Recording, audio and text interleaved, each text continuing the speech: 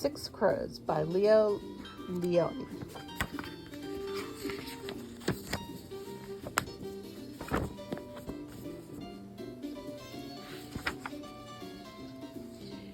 In a peaceful valley at the foot of Ballardur Hill, a farmer cultivated a field of wheat. The soil was fertile and the spring rains had been gentle. Life would have been good and happy were it not for six noisy crows who nested in the tree nearby. Just when the wheat was about to ripen, the crows descended upon the field and pecked away at the tender grains. The farmer tried to chase the crows from the field, but no sooner had he returned to his hut were they back again. In desperation, he built a scarecrow. When the crows saw him standing in the wheat waving a big stick, they were frightened. They huddled in their tree and wondered what to do. "We must scare that thing away," they said. "But how?"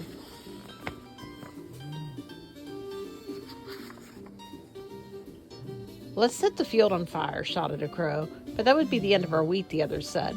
There were so many proposals. At last they agreed to make a ferocious kite. They gathered bark and dry leaves and made a fierce and very ugly bird.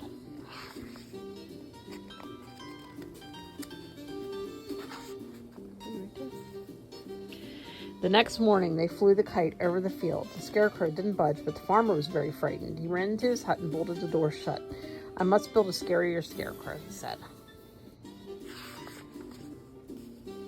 Soon a giant figure brandishing two swords stood in the wheat field. Its angry mouth seemed to grunt. "That should do it," said the farmer.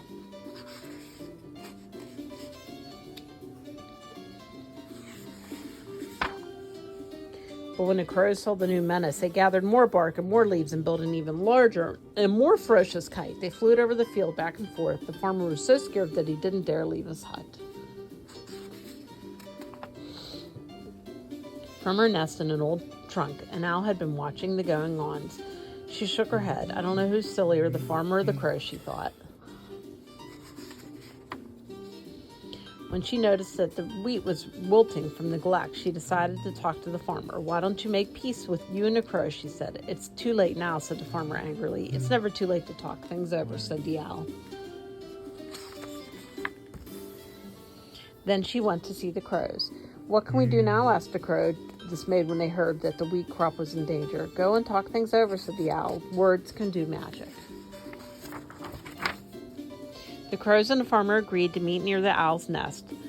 While the owl looked on, they talked and talked, first in anger, then more reasonably, finally like old friends. "I must confess that I missed your happy cackling," said the farmer. "And we missed your wheat," said the crows. Soon they were laughing together. "We must thank the owl," said the farmer. "But where is she?" Her nest was empty. They looked all around.